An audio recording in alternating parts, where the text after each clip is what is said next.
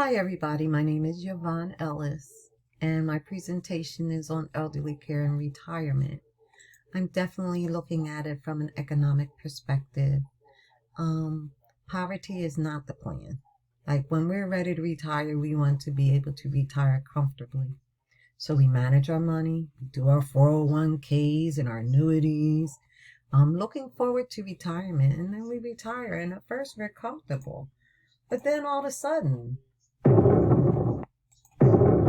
left hook, and all the money is gone. The savings is gone. Some kind of illness or something strikes and depletes the resources.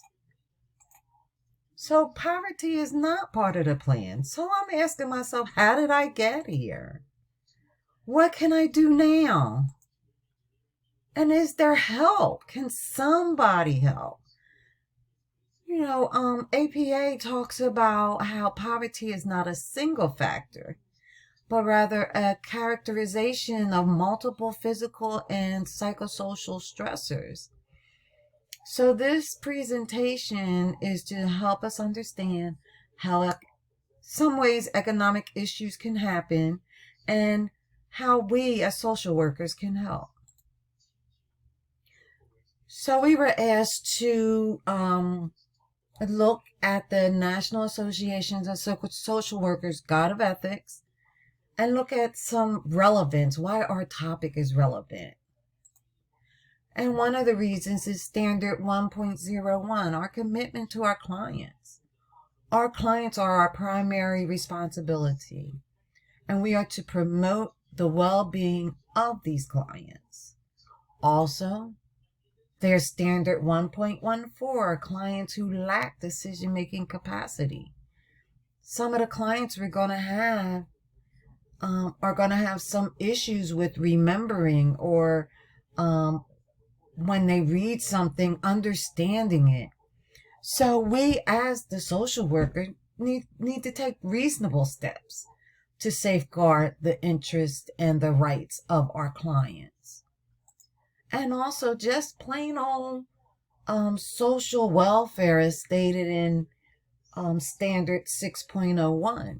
And the standard says that we should promote the general welfare of society from local to global levels and the development of people, their communities, and their environments.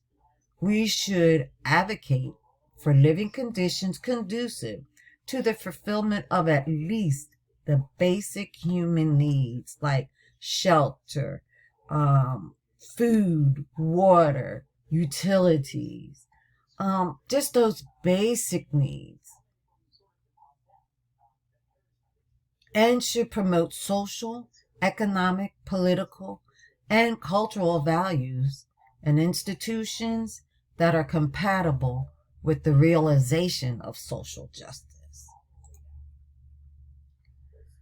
So, question, and these are some of the evidence I came up with, but I'm going to do it in a question form. Does anyone know what the elderly economic status is in America? In 2018, over 15 million of our older adults ages 65 or older, that means roughly 1 in every 3 adult over the age of 65 is economically insecure, with incomes below the 200% mark of the federal poverty level. And that was in 2018. Another question that's part of my evidence. Do you know what population is most affected? Older women. They're more likely affected to live in poverty than men as a result of course, wage discrimination. And then we as women have to use time to take care of people. We have children. We have our parents at this point. Our parents even come into the picture. So we have to take off time so we can take care of these people. So we make less money and we work less period of time. So, of course, we're going to be a little insecure financially. Another is over half of Black and Hispanic seniors have incomes below the 200% mark of the federal poverty level. I apologize. And this survey was done in 2018 as well. And understand, these populations usually have, well, first of all, there is wage discrimination. Then on top of that, these populations usually do migrant positions, part-time positions, temporary positions, jobs that's just a few dollars over minimum wage, retail positions. Those people who were considered important during the virus, during the pandemic, that still had to go to work, are usually like 200% below the federal poverty level. And then you take this information and they turn 65. Now they have to go on Medicare. Medicare only pays for 80% of any medical services that they have. And they have to get medications. They need prescription coverages. So we either have to pay for it out of our pockets or find another way. But yeah, we're insecure. One more question. When you think about households starting at age 55, about how many of them do you think are ready for a retirement? It's really, really low. About half of the households headed by seniors 55 and older have absolutely no retirement savings. You know, it's like, thank God for Social Security. Some of these people wouldn't even be eating today or having places to live if it wasn't for that monthly Social Security check. So, some of the interventions, case management would be a great one. This is where the social worker needs to be included in the wellness team. You know, when like each individual will have like a doctor, a nurse, a dentist. If they're staying at a nursing home or at home, you know, they're going to have all kinds of people taking care of them. And it's so important for the social worker to be a part of that. And I put on here talking about pro bono services, asking, you know, and pushing that whenever possible, but also because our elderly are starting to lose things. They're starting to grieve.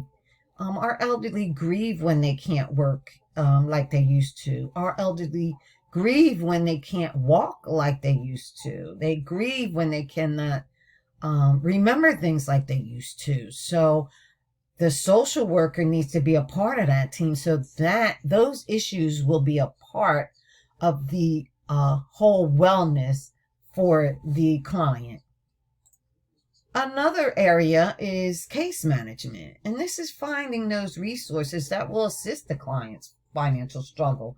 In this presentation, because my presentation is on economics, finding those things like the MLTSS, medical long-term services and supports, or like finding PACE, which is programs of all-inclusive care for the elderly.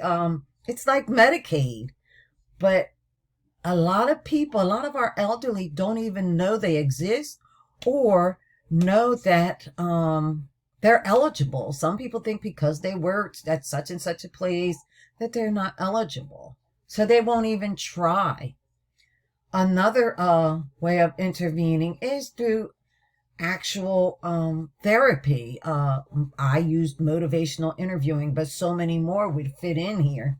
But we need to listen empathetically and with the big ear, as my friend calls it, to our clients and guide them to answers that they're searching for answers. And that's what we do, but we help them come to their own conclusions instead of us telling them what the next step should be.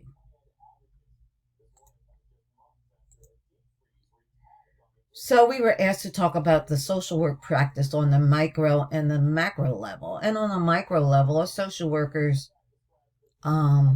we coordinate many of the services that will help not only the client, but also the caregivers. Like sometimes the caregivers are family members and they're going through this struggle right along with their parent. And when the parent and they need those little things like Meals on Wheels so that they don't have to do every single meal, so they can get a break, or have someone come in a couple hours a day so that they can go out, do whatever, sit in the park. They also need the rubber gloves and the diapers and all those things. And instead of it coming out of their pockets, there are places that will support them with these physical and emotional needs. And we as social workers help them find those things and coordinate them. On the macro level, we assist clients through the lengthy paperwork processes, those questionnaires and applications for the local, state, and federal resources that they so desperately need, and deserve. And I apologize. That is my presentation. Does anyone have any questions? And here are our resources.